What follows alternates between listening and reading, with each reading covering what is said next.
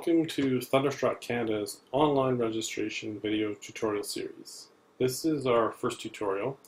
We're going to show you how to log into the system, add an event, where things are located, and just general steps you need to take to kind of complete the registration process. Now, one thing that's unique about our system here is that you can log in and out as you need to. So you don't have to go in and complete all of your information at once and check out. You can log in, add some dancers, add some routines, work on your routines, and log in and out as you need to.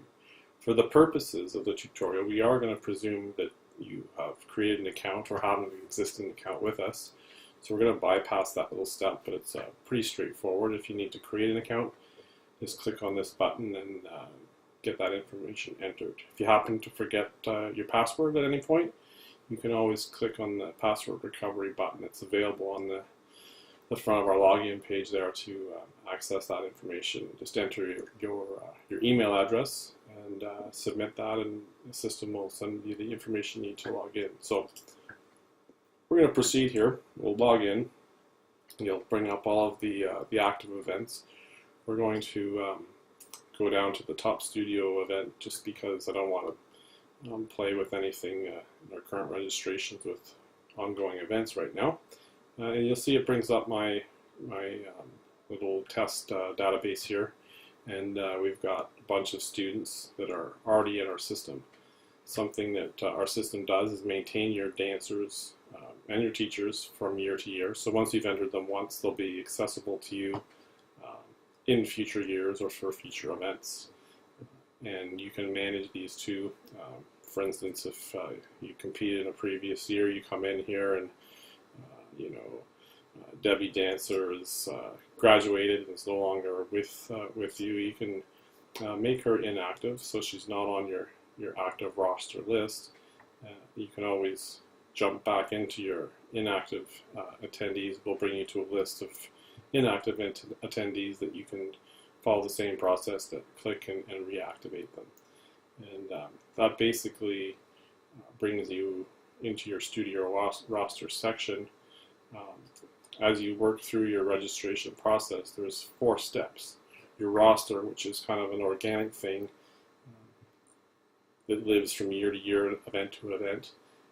And the second step is part of the first to take you to the second is to add those dancers that are going to participate in a particular event. Bring them through to your event participation page where they'll show here. Once you have that done, the third step is to get your routine information in. So as you add routines in here and put in different information, you'll be able to deal with that, and we'll address all this stuff in a later tutorial. And then finally, proceeding to the checkout page, which you don't need to do until you're kind of completed with your registration process. And you can jump around here with the menu bar to different aspects of the registration process. They'll kind of appear or disappear based on where you're at. You can go to your open registration. This is here. You can go back to your account. If you need to go and edit information or change your password, you can do that. It'll go and show previous events. You can get details about those, scores about those, and new in 2017. Once a registered event becomes completed, you'll actually be able to view your your video adjudications and download and share those. So there'll be a video tutorial about that as well. So that basically brings us to a close. We'll be coming along in the near future with our next tutorial, where we'll show you how to add and manage your attendees in your studio roster and bring them into the event participation list for the next step in the registration process.